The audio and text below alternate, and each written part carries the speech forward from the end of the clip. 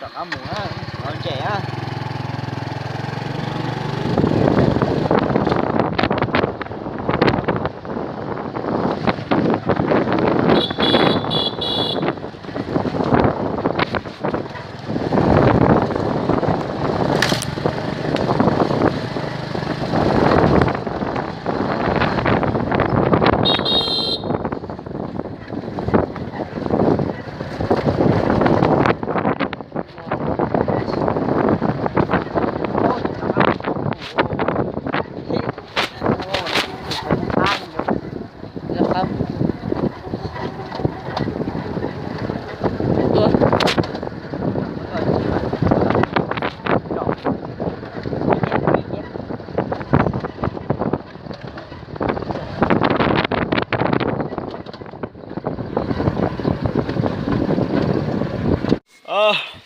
Anh hiểu ông tròn bảo khả năng hóa cho che á.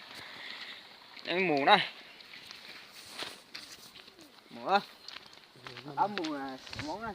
Mắc cười lên trên chân. Chỉ là lúc nào nào. Cả mắc cười lên chân đấy.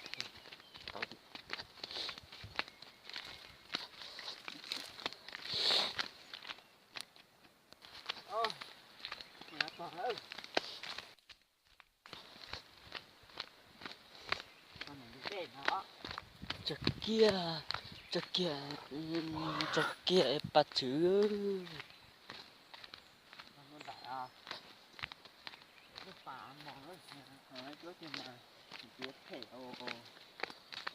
Hả?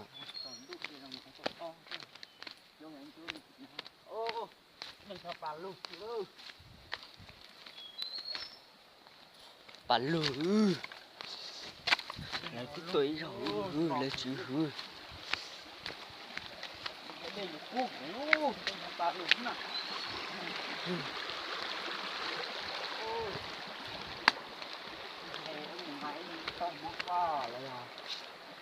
Không có tập sắt đi. Cà phê. Ga là thì nó. Cái gì không cái. Cà phê thay. Còn mương à. Đây à. Tính hệ ra không. Ayo. Các làm được chạm mà mong thế lại gần đến á. Có cái lá đấy. Mẹ ra chết rồi. Chết. Mà kìa. Bây giờ. À.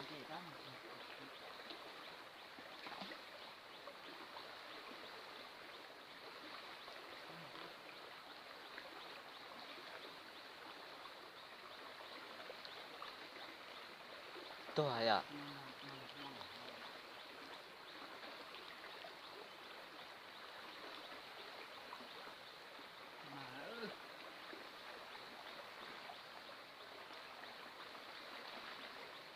Đây bỏ thì nó ha.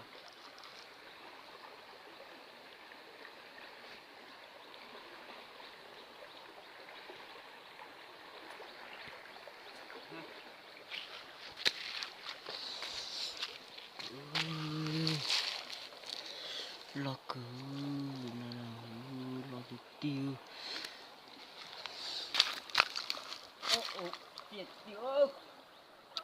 Đi xe ngủ.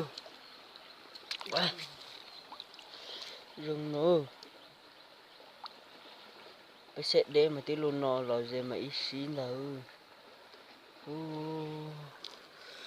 Lo tiêu. Tôi nó lo tiêu. Nhớ đây nữa. Cái chữ đê nữa chữ gì mà. Lo thịt lụt chả đã tử.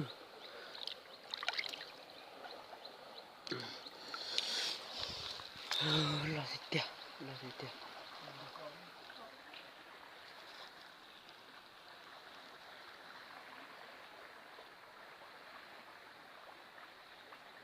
Sẽ chưa khóc thì thế này ạ. Chưa khóc thế hả?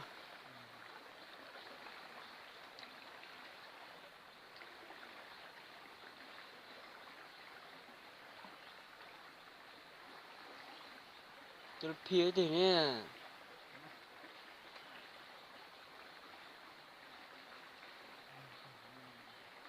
ha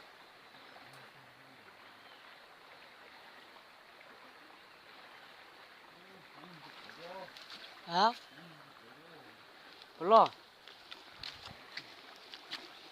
mình giữ và xây dựng chữ thì chia rồi có biết thơ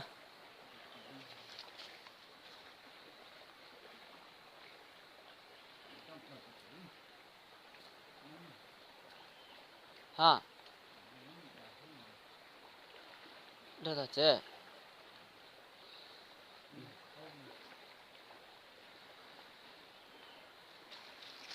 đi chơi làm mà bao giờ dạ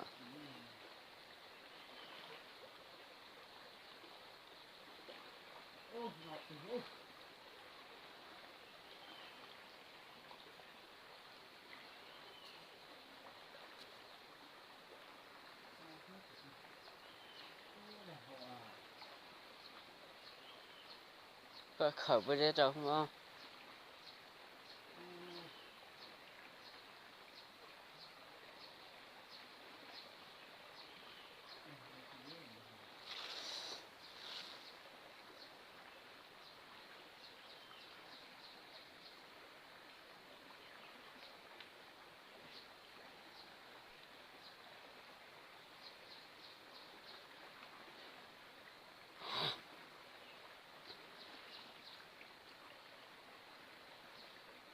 cái tâm một sự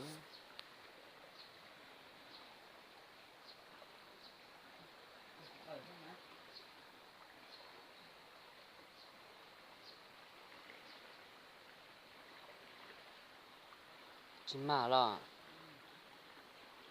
thôi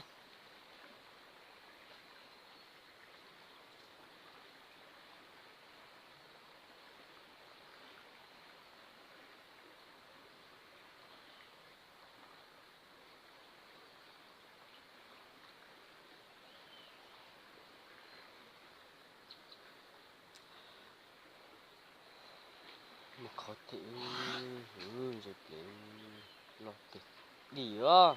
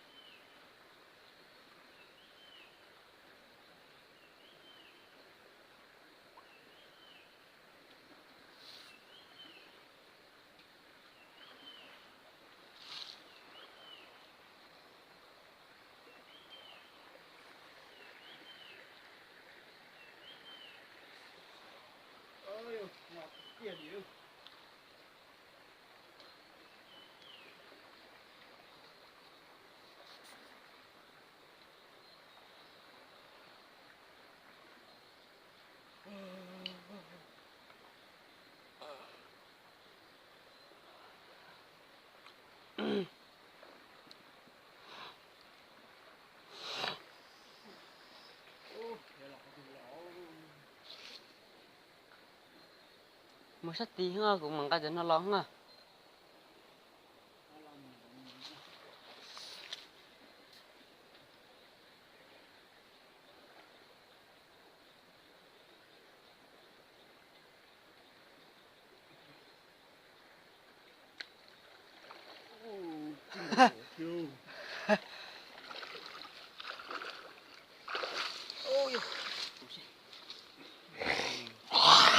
nó bỏ tao thì nó chỉ đó gì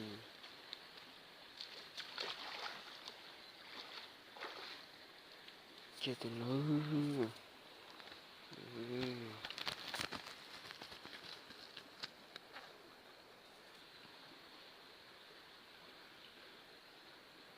cả sẽ cả đời đó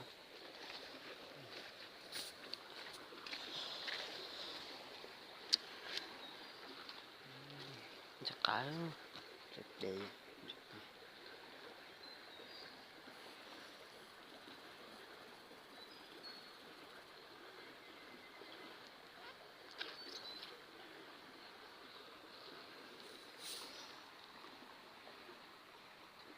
nó thiếu nữa nè à mong chữ đen á, chữ gì mình lừa ra lâu sẽ dẹp cho mặt tròn này say ố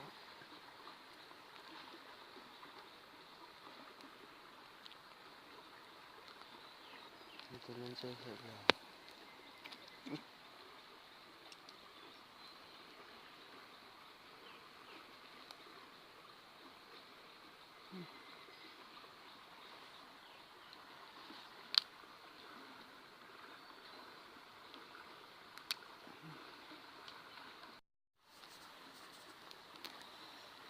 lo tiếng tập bộ đội đến gì này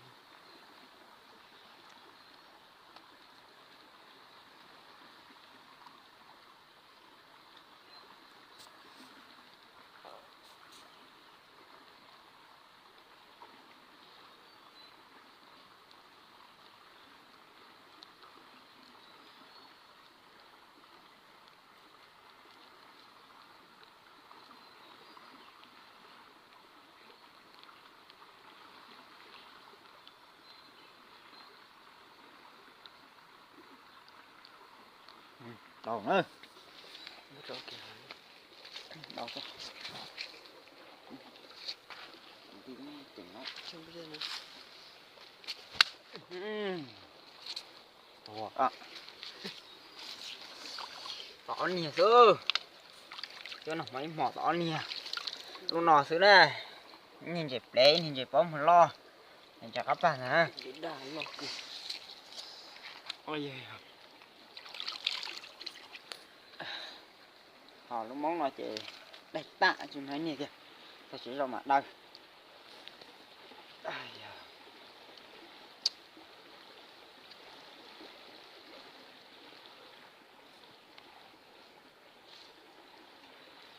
Ngắt xí. Nó đi theo. Cho bàn luôn. Ô đây này. cái đĩa tình trẻ kìa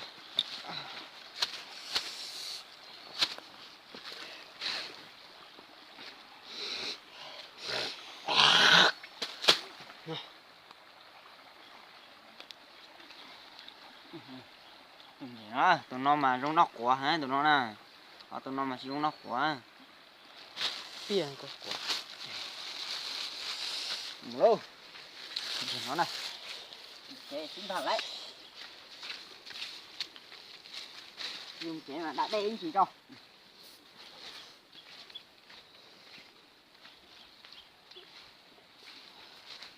Nó nhiều nó kia này.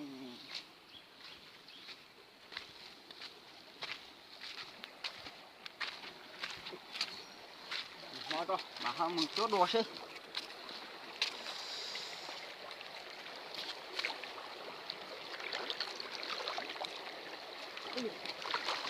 Không.